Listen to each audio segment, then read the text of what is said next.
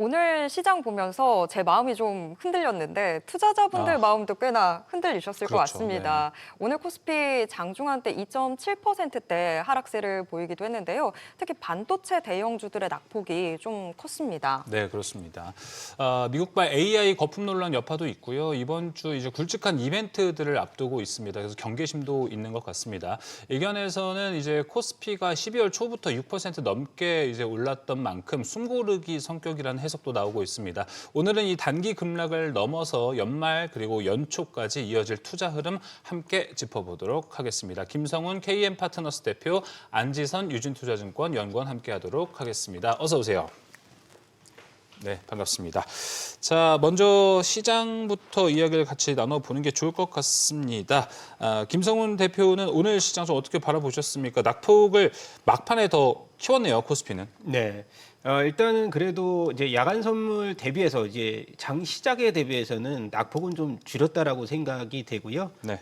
기본적으로 저는 이제 산타랠리에 대해서는 주가에 대한 이 방향성은 조금 더 긍정적으로 봐야 된다. 그렇게 긍정적이다. 생각이 되는데 지금 이제 코스피 시장 같은 경우는 뭐 SK하이닉스를 비롯해서 지금 HBM4 납품 소식이 일부 좀 들려오고 있거든요. 네. 그래서 이제 지금 뭐 한 2만 장에서 3만 장 정도 샘플을 이제 유상으로 엔비디아에 이제 제공을 했다라는 소식이 이제 장 중반에 들려오면서 SK하이닉스가 이제 5%대 하락률에서 또 외국인들 수급을 보니까 또 매수로 좀 이 바뀌는 모습을 보여주고 있고 일단 결론부터 말씀드리면 오늘 미국 시장의 이제 반등이 좀 중요하다라고 생각이 됩니다. 근데 이제 브로드컴 실적에 우리가 비한다면 마이크론 실적은 저는 생각보다 좀 강세를 보일 가능성들이 충분히 크다. 메모리 이제 우리가 흔히 말해서 AI보다는 메모리 쪽 반도체에 대한 이 쇼티지 공급 이 부족에 대한 가능성들이 계속 지속이 되고 있기 때문에 사실은 지금 전반적인 흐름에서는 오늘도 SK하이닉스를 비롯해서 삼성전자는 마이너스 한 3%대 흐름에서 좀 지지부진한 모습 보였지만은 네. 마이크론 실적 발표 이후에는 조금 더 10만 원대 지지력이 강한 모습이 좀 더 상단을 돌파할 수 있는 하나의 모멘텀 그리고 악재에 대한 이벤트 해소가 나타나지 않을까라고 저는 보고 있는 상황입니다. 네. 상당히 긍정적인 부분들 많이 짚어주셨네요. 저는 오늘 외국인이 현선물에서도 상당히 많은 물량 던지고 해서 혹시 산타랠리 기대감 꺾이는 거 아닌가라는 생각도 들었었는데 자, 안지선 연구원님, 뭐 산타랠리 기대감 저희 계속 키워도 되는 상황 맞나요? 네, 저도 좀 긍정적으로 보고 있는데 사실 산타랠리라고 보기에는 기간이 조금 일렀다라고 볼 수 있었어요. 그래서 12월 12일까지 6% 정도 상승세가 이어졌었는데 사실 산타랠리는 그 연말부터 연초까지 이어지는 랠리를 산타랠리라고 불렀었고 네. 저희가 거의 이제 60%의 확률로 이제 산타랠리가 있었고요. 그리고 2020년에는 한 9% 정도 산타랠리로 올랐었고 지수 자체가 평균적으로는 약 5% 정도 올랐던 그런 통계가 있습니다. 그래서 현재 지수 상승이 조금 과도했던 부분에서 오늘 좀 그런 차익 실현 매물이 좀 나왔던 걸로 파악을 하고 있고 그리고 지난달에 좀 지수가 많이 빠졌었잖아요. 지난달에는 이제 외국인이 12조 원 정도 순매도를 해서 계속해서 매도세가 유지가 되면은 산타랠리 기대도 사실은 못하는 상황이었는데 12월간 지금 3조 원 정도 지금 순매수를 하고 있거든요. 네. 그래서 순매수세로 좀 돌아섰다라고 볼 수도 있을 것 같습니다. 네, 알겠습니다. 일단은 우리가 좀 섣부르게 지난주부터 막 산타랠리 이랬나 좀 생각이 듭니다. 저희가 설레발을. 맞아요. 12월 15일 넘어가고 사실 모르겠습니다. 마이크론 실적 발표 이번 주에 기다리고 있으니까 이거 보고 산타랠리를 우리가 논해도 안 늦는 타이밍이구나라는 생각도 좀 들고 있습니다. 그런데 이제 안지선 연구원님 그 퀀트 자료를 많이 내시잖아요. 그래서 제가 이 자료를 봤는데 오늘 수급이랑 좀 봤을 때 이런 생각이 좀 들었습니다. 연기금이 오늘 그래도 좀 담아주는 모습이 보여줬습니다. 네. 연기금이 항상 하단은 잘 담아주는 느낌이 좀 드는데 그렇다면 코스피 뭐 이제 밴드에 대한 하단을 봤을 때 코스피 4,000, 코스닥 900은 지켜낼 거라고 보십니까? 올해 안에 저는 지켜낼 것으로 올해 안에 지켜낸다. 네, 파악을 하고 있고요. 이제 올해 말 기준으로 4,000포인트는 지켜내는 수준으로 마무리되지 않을까 생각을 하고 있고 네. 사실 연기금도 연기금이지만 연기금은 계속해서 지난 달부터는 조금 사고 있는 상황이거든요. 맞아요. 그 전달까지는 사실 연기금이 움직이지를 않았어요. 꽉 찼으니까. 네. 예. 근데 이제 그 비중 자체를 늘리고 있는 논의를 계속하고 네. 있고 이번 연도까지는 좀 힘들 수도 있지만 이제 정부 정책 기대감이나 이런 부분에서 뒷받침이 되어야 되는 그런 부분도 있기 때문에 네. 그 내년 초까지 계속 기관이 담을 가능성이 높다고 생각을 하고 있습니다. 그리고 외국인 매수세가 그래도 지수에는 가장 중요한 그런 지표이기 때문에 그렇죠. 네, 외국인 모멘텀도 계속 수급 모멘텀도 계속 네. 지켜봐야 된다고 보고 있습니다. 여기서 조금 더 확장해서 연초에 코스닥이 어떻게 될지 좀 궁금한데요. 지금 연말이 되면서 코스피보다 코스닥이 조금 더 잘 버틴다라는 생각이 들어서 혹시 이게 오히려 연초에는 코스닥이 더 조정받는 장세가 나타나지 않을까라는 생각이 들더라고요. 네, 저희가 지금 사실 모멘텀 장세가 계속 지속되고 있잖아요. 그쵸. 올해 5월부터 이제 모멘텀 장세가 지속되고 있는데 내년 상반기까지는 상고 하저를 저희 그 모든 매크로 보는 애널리스트 분들께서 상고 하저를 예상을 하고 있어서 상반기 내까지는 모멘텀 장세가 이어질 것이라고 보고 있는데 네. 이 모멘텀 장세가 이어지려면 그 어떤 정책 모멘텀이나 수급 모멘텀, 이익 모멘텀이 따라와 줘야 되는데 이 1월 달에 사실 그런 트럼프 행정부의 정책 모멘텀이나 이재명 정부의 정책 모멘텀도 계속 지속이 될 예정이잖아요. 근데 이제 코스닥을 부흥시키겠다고 하는 정책 모멘텀이 계속 나오고 있는 상황이기 때문에 그 부분에 있어서는 코스닥도 계속 이제 코스피에 네. 맞춰서 오를 수 있는 그런 흐름을 보일 거라고 예상을 하고 있습니다. 알겠습니다. 오늘 두 분 이야기 좀 정확히 보면은 우리가 좀 기대감을 가지고 시장을 바라봐도 되지 않을까 이렇게 좀 생각이 듭니다. 대표님 아까 말씀 또 긍정적으로 해주셨잖아요. 그렇다면 대표님 관점에서 오늘 시장을 쫙 보셨을 때 코스피가 이렇게 빠졌을 때 오늘은 담는 게 좋았을까요? 아니면 그래도 조금 더 지켜보는 포지션이 좋았을까요? 담는 게 좋은데 사실 섹터별로 너무 차별화가 지난주부터 이어졌기 때문에 어느 섹터에 어느 종목을 담느냐가 제일 중요한 시장일 것 같아요. 그러니까 우후죽순처럼 모든 이제 섹터 종목들이 오르는 시장은 아니잖아요. 그렇죠. 상대적으로 보면은 악재가 아직까지 도사리고 있는 반도체 시장에서는 투자 심리가 굉장히 위축이 돼 있어서 오늘 같은 경우에 핵심 포인트는 이벤트가 끝나자 내년까지 이어질 수 있는 뭐 우주항공 테마에서 선별적으로 낙수 효과를 보일 수 있는 밸류체인 종목들이 굉장한 또 강세를 보였었고 네. 그리고 시장에서 보면은 지금 이제 산타랠리에 대한 기대감들은 충분히 아직까지 남아 있는 모습에 개인 매수세가 좀 이어지는 모습들을 보이면서 지수를 좀 방어를 해줬는데 사실 이 지수가 어느 정도 방어가 되면 또 외국인들이 추가적으로 이 지수의 방어를 좀 더 위로 방향으로 끌어줄 수 있는 그런 모멘텀들이 확대가 된다. 이제 환율이 안정화가 돼야 되겠죠. 네. 그렇다고 하면은 지금부터는 분할 매수 쪽으로 저희는 이제 그렇죠. SK하이닉스라든가 이런 쪽을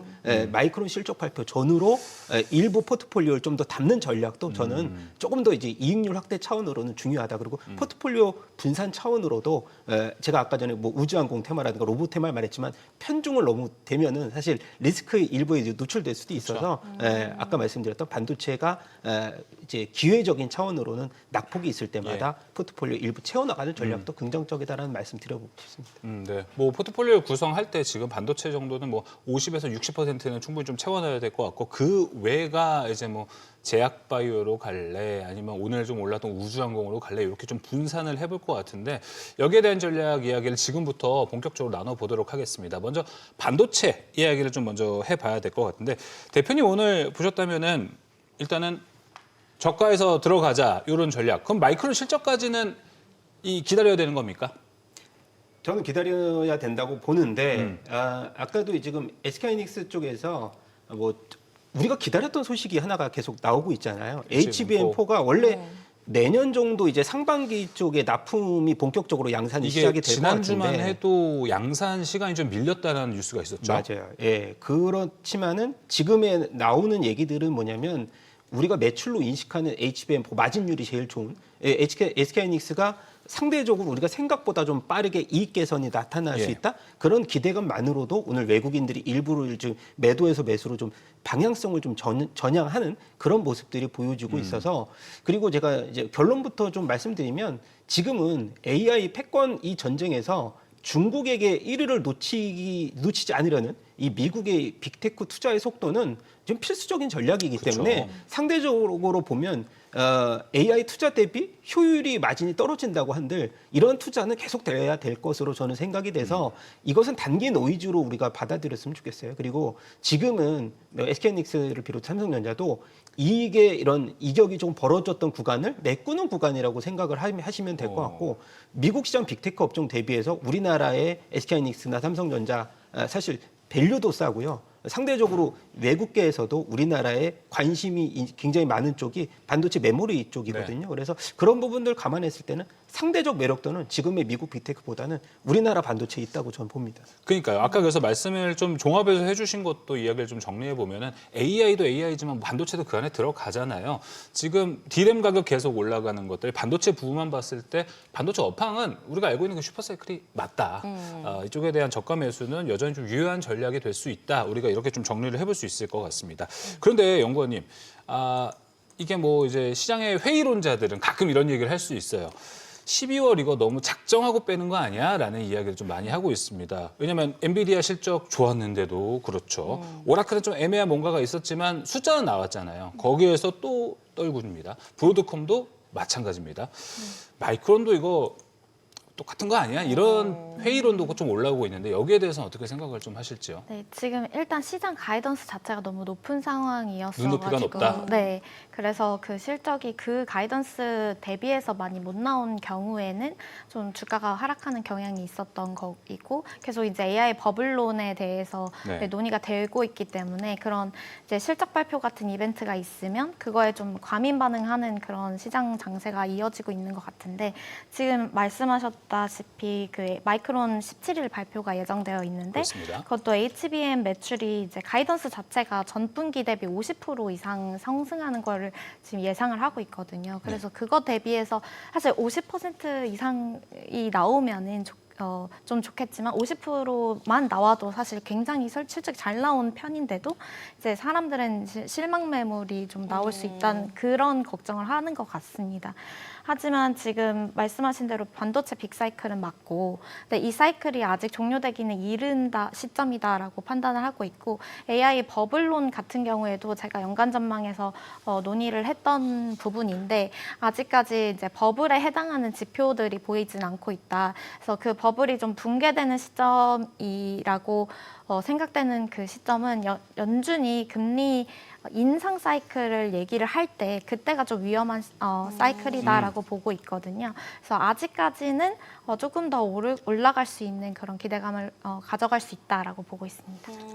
그러면 어차피 시장은 실적이 어떻게 나오든 또 꼬투리를 잡을 테니 네. 그럼 그때를 이용해서 우리가 주워갈 수 있는 기회가 되는 걸까요? 뭐 삼성전자든 SK하이닉스든. 저는 그렇게 보고 있고 내년 상반기에는 어찌됐든 저희가 여러 가지 정책 모멘텀들이 발표가 될 거기 때문에 미국이랑 한국에 다 포함해서 그래서 그런 모멘텀을 따라갈 수 있는 그런 기회가 되지 않을까라고 볼 수 있습니다. 알겠습니다. 그러면은 저 퀀트 또 하시니까 뭐 이게 퀀트라고 해서 드린 질문은 아닌데요. 역대 엔비디아가 지금까지 좀 이 조정을 받아왔던 시기를 크게 보면은 작년 이제 6월부터 시작된 하락도 있었고 올해 초에 1월에도 있었던 이 조정 기간이 있었습니다. 대체로 조정이 짧으면 2달, 길면 3달 정도 걸리고 이제 반등을 하더라고요. 사실 그때와 지금도 사실 그렇게 크게 큰 그림, 뭐 실적으로 증명하는 게 다르진 않습니다. 근데 이번 달도 11월부터 떨어진 걸 생각하면 우리가 이번 달 12월까지는 마음을 좀 접어야 되나? 이런 생각이 들더라고요. 네, 맞습니다. 그러니까 그 기간 자체가 평균적으로 보면 그럴 수 있지만 맞아요. 지금은 사실 뭐 연초 기대감도 있고 연말에 산타랠리 기대감도 있기 때문에 그게 상쇄된다면 사실 어떤 방향이 좀 어떤 한 방향으로 좀 치우치진 않을 것 같고요. 네. 사실 그리고 그 조정을 받으면 기간이 2달 동안 지속이 됐다라고 그 평균적으로 얘기를 할 수가 있는데 그게 기간보다도 그 낙폭의 크기가 얼만큼 됐었는지가 더 중요할 수 있을 것 같아요. 근데 사실 11월 달에 많이 좀 떨어지는 측면이 있었기 때문에 그게 다 반영이 됐다라고 볼 수도 있는 측면이 있을 수 있을 것 같아요. 같아서 저는 이제 12월 말 내년 초까지는 좀 상승 모멘텀 기대해봐도 좋을 것 같다라고 보고 있습니다. 네. 우리가 뭐 역대 엔비디아 실적 발표를 봤는데 그때보다는 상황이 지금이 좀 괜찮은 네. 타이밍이지 않을까 이렇게 좀 생각이 듭니다. 마이크론 이야기를 좀 마저 이어가 보도록 하겠습니다. 대표님, 그 오라클 브로드컴이 AI 버블론을 깰 만한 뭔가가 안 나왔잖아요. 지금 컨콜에서 계속. 그래서 마이크론 입장에서는 우리 기회다. 이참에 좋은 말들을 많이 코멘트를 좀 준비해 볼까라는 관점에서 우리 시장이 기대하는 AI 버블론을 붕괴해 줄 수 있는 그런 코멘트가 나올 거라고 기대 좀 하시나요? 기대해 봐야죠. 기대를 해봐야 되는데 지금 나온 이제 뭐 브로드컴을 비롯해서 일부 이제 CEO들의 이 컨콜을 들어보면은 굉장히 좀 그 과장돼서 얘기하지 않고 좀 현실을 직시하게끔 얘기를 하거든요. 왜 이렇게 있는 조금 부풀려도 되는데. 그렇죠. 제가 생각해도 과거와는 좀 스탠스가 조금은 바뀐 모습들을 보여주고 왔는데, 근데 이런 것 같아요.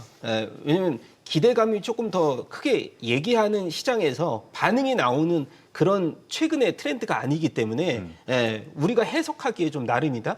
마이크론 같은 경우도 실적이 굉장히 매력적으로 나왔음에도 불구하고 시장에서는 그거를 이제 해석을 좀 반대로 해석할 수도 있잖아요. 그게 이제 어찌 보면 투자 심리적인 요인이 되게 강할 수도 있어서 뭐 개인적으로 제가 아까도 어떤 말씀을 드렸냐면 상대적으로 마이크론이 실적 발표하고 하락을 한다 한들 국내 시장에서 삼성전자, SK하이닉스는 미국 시장 타격을 좀 덜 받을 수도 있다라는 말씀. 왜냐하면 월가에서의 우리나라를 보는 시장 분위기가 좀 달라졌기 때문에 뭐 상대적으로 보면 저는 그 이제 미국 시장의 여파보다는 환율에 대한 이 방향성이 좀 더 중요하지 않을까라고 보고 있어서 지금 이제 환율에 대해서 뭐 간략하게 우리가 얘기를 한다면 워낙에 이 자금이 미국 시장으로 좀 많이 이탈했던 자금들을 끌어모을 수 있는 그런 요소들이 좀 더 우리가 뭐 적극적인 이 개입이라든가 아니면은 뭐 이제 연기금이나 일부 이제 정부에서 뭐 이번 주말에도 그런 급격한 회의를 또 진행을 했지만 그런 모습들이 조금 더 보여준다라고 하면은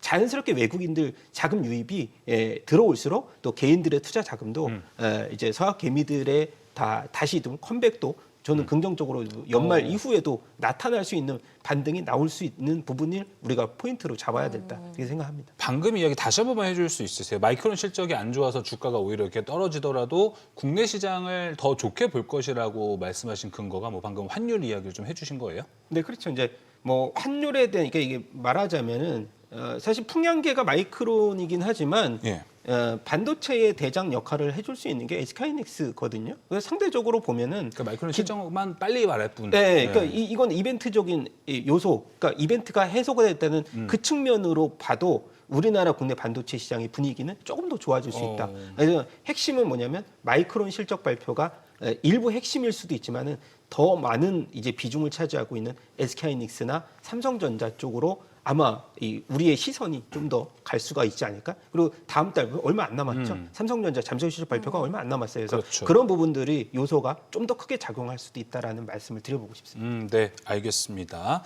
자, 그렇다면 뭐 국내에서 오늘 삼성전자, SK하이닉스 모두 좀 큰 폭으로 떨어진 모습이었습니다. 삼성전자가 3.76% 하락, SK하이닉스가 2.98%, 거의 3% 가까운 하락세를 좀 보여줬었는데 아까 이제 대표님께서 HBM4 이런 이야기도 해주셨고 삼성전자도 오늘 시장에서 주말 사이에 있었죠. 나름의 호재가 좀 있었습니다. 이게 지금 단독 보도여서 좀 애매하긴 한데 파운드리에서 이제 AMD까지 라인업에 추가할 수 있다 이런 이야기 있었고 HBM3E 12단 이 애물단지 이게 이제 TPU에도 들어갈 수 있다. 뭐 이런 뉴스들이 좀 있었습니다. 여전히 이런 호재가 주가에 지금 반영이 되지 않은 거잖아요, 연구원님. 이런 게 또 이제 매수의 포인트도 충분히 될 수 있겠죠, 그러면? 네, 맞습니다. 그런 이벤트들은 항상 매수의 포인트가 될 수 있지만 지금 현재 사실 이번 주만 놓고 봤을 때는 경제 지표 발표가 너무 많이 남아있기 때문에 그렇죠, 당장 내일도 있고요. 네, 여파로 인해서 발표가 되지 못했던 지표들도 다 발표가 되고 그리고 16일 날은 고용지수, 뭐 17일 날은 MBA 주택담보대출 신청 건수나 맞아요. 마이크론 실적도 발표가 예정이 되어 있고 18일 날이 가장 중요할 것 같은데 목요일이 가장 중요할 것 같은데 그때 소비자 물가지수랑 근원 소비자 물가지수, 뭐 필라델피아 연준 기업 전망 지표가 같이 나오거든요. 그래서 그런 매크로 지표들이 어떻게 되느냐에 따라서 또 연준의 움직임이 달라진다고 지난주에 FMC에서 파월 의장이 그렇게 말을 했기 때문에 저희가 또 그 관망세가 계속해서 이어질 수 있다는 거를 보일 수 있을 것 같습니다. 네, 알겠습니다. 뭐 반도체에 대한 이야기 여기서 좀 마무리를 해보도록 하겠고 저희가 뭐 계속해서 화요일, 수요일 업데이트하면서 마이크론 실적과 다가오면서 어떤 전략이 필요할지 방송을 통해서 꼭 말씀드리도록 하겠습니다. 자, 그러다 보니까 오늘 오히려 강했던 섹터가 뭐 제약바이오나 우주항공 쪽으로 수급이 좀 방어적으로 갔다고 합니다. 이 방어적이라는 게 참 뉘앙스가 애매하죠. 뭐 경기 방어주로 들어간 게 아니고 오히려 이럴 때 최고의 공격이 최고의 방어가 된다라는 뉘앙스로 해서 제약바이오 쪽도 좀 강세를 보였습니다. 대표님 오늘 제약바이오 특히나 장중에 삼성바이오로직스도 엄청 강한 모습 보여줬습니다. 이런 모멘텀, 이벤트나 모멘텀이 제약바이오로 확실히 좀 가고 있는 분위기입니까, 현재는? 네, 일단은 이 트럼프의 헬스케어 정책의 핵심 아젠다가 이 수급적인 요인으로서 굉장히 좀 우리나라에 우호적으로 작용을 하고 있다고 보는데 어찌 보면은 연말까지 이제 이 생물보안법이 이제 이 통과 이슈가 있거든요. 거기에서 가장 수혜를 많이 받는 쪽 중심으로서 오늘도 반등폭이 많이 나왔다고 보실 수가 있을 CDMO. 것 같은데 그렇죠. 뭐 바이오로직스라든가 아니면은 에피스홀딩스가 벌써 이제 시작점 60만 원대 이 증권사들이 목표 주가를 많이 내놓지는 않았지만은 TP 61만 원대를 오늘 그냥 70만 원대까지 앞자리가 바뀌면서 돌파를 했습니다. 네. 일단 지금으로서는 글로벌 이 CDMO 시장에서 뭐 원료 의약품에 대한 판도가 좀 바뀔 수도 있다. 저는 그렇게 보고 있고 뭐 삼성이나 셀트리온이나 지금 SK 그리고 뭐 롯데, 뭐 동아 소쇼 이 다 증설 투자 행렬을 계속 보이고 있고 그것에 대한 기회를 선점하겠다라는 그런 투자에 대한 아무튼 방향성이 아닌가라고 보고 있고 우리나라뿐만이 아니고 일본이라든가 태국도 지금 중국의 이 CDMO 관련된 빈자리를 계속 노리려고 하고 있기 때문에 아마도 지금 시장에서는 수급적인 요인도 굉장히 중요한 반면 실적 같은 경우도 굉장히 중요한데 삼성 바이오로직스에 대해서 이제 이 레포트 분석이 오늘 새롭게 나오면서 이렇게 좀 기세 상승으로 내뿜었는데요. 맞습니다. 지금 보면은 삼성 바이오로직스가 적정 기업 가치가 지금 한 100조에서 106조 정도 나오고 있는데 시가총액이 지금 90조가 안 되는 상황이 있잖아요. 거기에다가 뭐 수년금과 미국 소재 제약사와의 1.8조 수주 계약까지 이제 계속 이어진다라고 했을 때 그리고 5공장 이제 추가 가동이 2분기부터 시작됐는데 그것이 본격적으로 가동이 될 때가 내년이거든요. 네. 그래서 그런 부분들을 다 도합해서 본다면 지금 대형주 단에서 코스피 시장에서는 삼성 바이오로직스 수급이 몰리는 이유가 그것 때문이 아닌가라고 보고 있어서 이런 기조는 저는 이번 주 내내 계속 이어진다라고 봅니다. 왜냐하면 다른 대안이 사실 없거든요. 자동차 업종들도 지난주에 원체 많이 수급으로 땡겨줬기 때문에 남은 룸은 지금 삼성 바이오로직스 비롯해서 제약주 쪽으로 좀 더 룸이 좀 더 남아있다 그렇게 생각합니다. 대표님 말씀 종합해 보면 제약 바이오주 안에서도 올해는 뭐 비만 치료제주들이 더 많이 오르기도 했었는데 이제는 그럼 CDMO 쪽이 훨씬 더 상승 여력이 높다 이렇게 보시는 걸까요? 개인적으로는 비만 치료제 시장의 점수를 훨씬 많이 줘야 될 것 같은데요. 오늘 CDMO 오늘 올랐으니까. 시장에서만 보면 그렇다는 건데 특징은 그것도 있습니다. 지금 에임드 바이오가 오늘 또 한 번 기업을 토했거든요. 오후에 26%. 엄청 오르더라고요. 그게 보니까 에임드 바이오만의 이 매력도 때문은 아닌 것 같고 에임드 바이오가 삼성 바이오하고 이제 협업을 해서 맞아요. 지금 이 ADC 툴박스라고 하는 공동 개발에 이 착수를 하면서 삼성 바이오로직스 효과 때문에 이렇게 좀 반등을 많이 줬거든요. 그리고 제가 이제 비만 치료제 시장에 대해서 간략하게만 좀 말씀을 드린다라고 하면은 지난주에 비만 치료 시장에서 경구용 치료제에서 1등인 기업 1등 제약이 아니고 일동 제약이죠. 네, 일동 제약 같은 경우가 이 저분자 화합물 사실 어떻게 보면 화이자가 지금 3조를 투자해서 M&A를 중국 기업을 시도를 했습니다. 거기에 일동 제약을 봤더니 일상도 완벽하게 완전 효능이 상대적으로 보면 오포그리프로는 더 좋게 나왔었고 맞아요. 근데도 불구하고 중국 기업을 일상 들어간 기업을 3조에 샀다. 그리고 일동제약이 지금 시가총액이 1조 3천밖에 안 됐는데 네. 불구하고 지금 내년에 이상까지 들어가는데 증권가에서는 이 플랫폼 가치만으로 2조에서 4조까지 보고 있거든요. 네. 그런 분, 어찌 보면은 지금 고분자 펩타이드 기반의 고분자가 흡수력도 부족한데 가격은 더 비싸다. 그럼 만약에 오프그로플린 내년에 상용화 시작되면 일동제약의 가치가 얼마나 될까? 이거를 그렇죠. 지금 시장에서 많이 보고 있잖아요. 그래서 저는 뭐 AD 시장도 좋고 CDMO 시장도 좋고 다 좋지만 성장률로 보면은 비만 치료제 시장을 따라갈 수는 없다라고 봅니다. 그래서 오늘 좀 낙폭이 좀 있었지만 일동제약이 이유가 없이 낙폭 왜냐면 차익 실현도 나와야죠. 한 네. 2, 3일 동안에 50%를 땡겨놨기 때문에 맞아요. 일부 차익 실현이 있습니다. 그렇지만은 가장 핵심은 지금 비만 치료 시장에서 경고용으로 지금 가고 있는 방향성을 우리가 체크를 해나가야 된다 이렇게 말씀드리고 싶습니다. 네, 일단 비만 치료제 쪽 얘기를 해주셨고 일동제약이 오늘은 좀 하락을 했지만 오늘 또 올릭스 RNA 쪽에서 좀 올라가는 모습을 보여줬습니다. 이 안에서 순환매가 좀 진행이 될 것 같으세요? 순환매는 당연히 진행이 될 건데요. 이 순환매를 개인 투자자분들이 사실 맞출 수 있느냐, 뭐 저 같아도 굉장히 어려운 하나의 그 문제잖아요. 그래서 당연히 비중을 조금 실어서 관련된 핵심 쪽에서 대장주 역할을 할 수 있는 뭐 만약에 바이오시밀러면은 삼성 에피스홀딩스, 그다음에 그렇죠. 로직스, 그다음에 뭐 아까 말씀드렸던 제가 일동제약이나 올릭스 이렇게 좀 몇 가지 종목 중에서 너무 많은 종목 말고요. 이렇게 핵심 대장주 쪽으로만 비중을 좀 실어 넣는 전략도 유효하다고 생각합니다. 네, 순환매도 순환매지만 그 각각 섹터마다 대장주들을 한번 체크해 보는 것도 중요할 것 같습니다. 연구님은 방금 이제 쭉 이야기를 들으셨는데 제약바이오 내에 좀 괜찮게 보시는 키워드가 있으십니까? 앞서 뭐 CDMO, 비만 치료제 이야기가 있었는데. 네, 일단은 저는 이벤트 위주로, 매크로 위주로 좀 보기 때문에 네. 이벤트를 말씀드리면 제약바이오주가 1월에 좀 이벤트들이 많거든요. 그래서 JP모건 헬스케어 컨퍼런스가 1월 12일부터 한 주간 1월 15일까지 한 주간 진행이 되는데 그때 이제 샌프란시스코에서 개최가 되고 국내 기준 발표 기업이 두 개밖에 없어요. 그 삼성 바이오로직스랑 셀트리온이 지금 발표 예정 기업이고 다수 기업들이 좀 참석 예정인데 그 중에서는 IR이랑 파트너링 미팅을 진행을 하거든요. 참석을 해서 그래서 다른 빅파마 기업들이랑 파트너링 미팅을 하면서 어떤 이벤트나 뉴스가 나올 수 있는 가능성이 크기 때문에 지금 진행이 예정됐고 미팅이 잡혀 있는 기업들이 삼성 에피스홀딩스, ABL 바이오, 온코닉 테라퓨틱스 그런 기업들이 지금 예정이 되어 있거든요. 네. 그래서 이런 이벤트도 이제 내년 초에 있는 이벤트라서 계속해서 팔로우업을 하시면 어떤 기업을 좀 선택을 해야 될지가 좀 나올 것 같습니다. 좀 더 디테일하면 빅파마가 괜찮을 것 같으세요? 아니면 이제 에로, 라이선스 아웃을 하는 기업들을 더 눈여겨보세요? 지금은 사실은 연초 때는 저는 이제 라이센스 아웃하는 에로 기업들을 좀 더 볼 수 있을 것 같은데 왜냐면 실적이 아무래도 지금 기대감으로 올랐던 부분이 있기 때문에 실적으로 좀 보답을 하는 그런 기업들 위주로 좀 순환매가 일어날 수 있다고 생각을 하고 있습니다. 예, 알겠습니다. 자, 우주항공 쪽도 같이 나눠보도록 하겠습니다. 앞서 뭐 제약바이오 같은 경우에는 지금 아주 좋은 그림을 그리고 투자자들이 관심을 좀 가져가고 있는데 우주항공은 앞서 이야기했던 것보다 조금 믿음은 약할 수 있습니다. 아직 좀 테마성이 있어갖고 접근하기 어렵다 이런 얘기도 나오고 있는데 대표님 스페이스X IPO도 있는데 그리고 정부에서도 이쪽 산업 밀어주겠다 이런 모멘텀들은 있습니다. 근데 아직은 좀 테마성이 짙다고 봐야겠죠?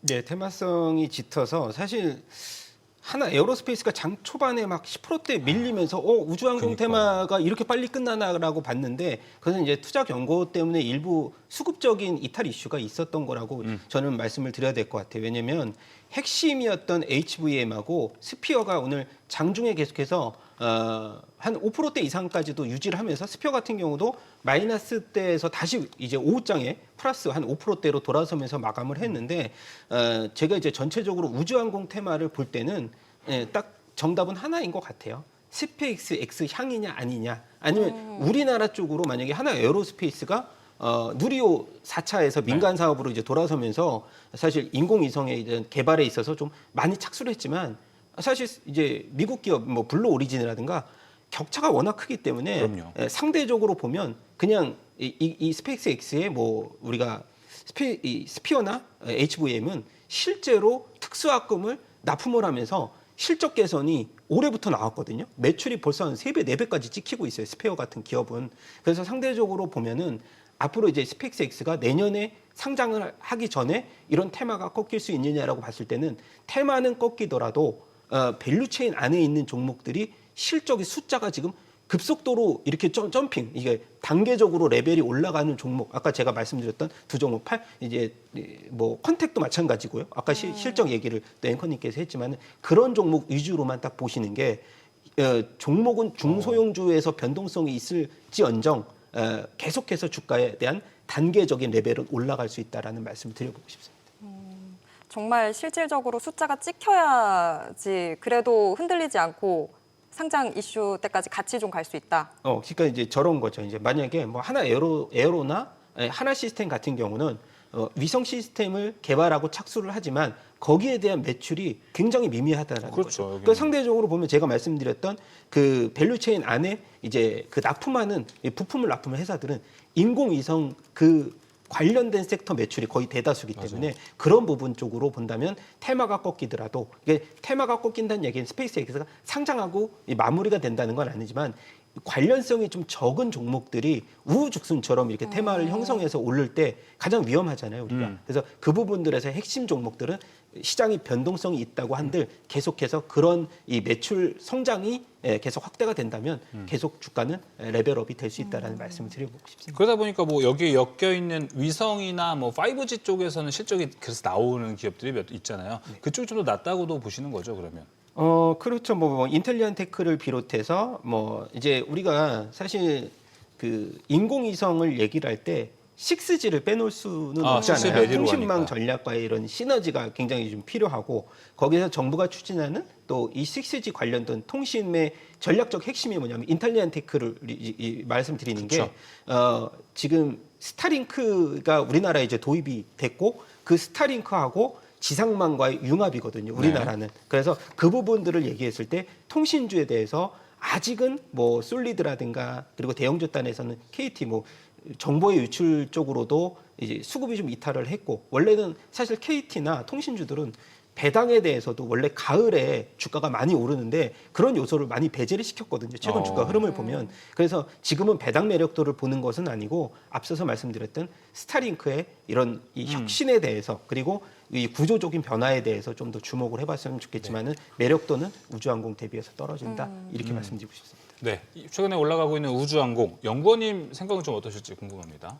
저도 마찬가지로 좀 스페이스X IPO로 지금 많이 오르고 있는데 이 모멘텀이 사실 지금 끝난다고 보기에는 너무 짧았기 때문에 맞아요. 그래서 그 2주 동안의 그걸로는 좀 부족하다고 생각을 하고 있어서 내년 초까지는 좀 지켜봐야 될 테마다라고 보고 있는데 이제 그 중에서도 이제 간접 수혜 관점으로 했을 때 뭐 AP 위성 같은 데는 위성 통신 안테나를 판매를 하고 있고 세트레가이는 위성 제조를 하고 있는 그런 위성 관련 기업들에 대해서 좀 지켜봐야 될 필요가 있을 것 같고 예를 들어서 뭐 부품이나 그런 그 스페이스X 우주항공에서 좀 대표적인 어떤 그런 산업을 영위하는 기업이 아니라 그 부품이나 밸류체인 적으로 다가갈 수 있는 그런 기업들 중에 뭐 LIG 넥스원 같은 그런 기업들도 좀 그 우주 감시 레이더를 개발을 하고 있기 때문에 그래서 그런 것들이 좀 우주 개발 사업 수혜가 되지 않을까라고 보고 있습니다. 네, 알겠습니다. 자, 오늘 반도체 왜 이렇게 하락을 할지, 우리는 어떤 포지션 잡아야 될지에 대한 이야기, 그리고 그 외에 좀 방어적으로 올라가고 있는 제약바이오, 우주항공에 대한 이야기 함께 나눠봤습니다. 두 분 여기서 보내드리도록 하겠습니다. 오늘 말씀 고맙습니다.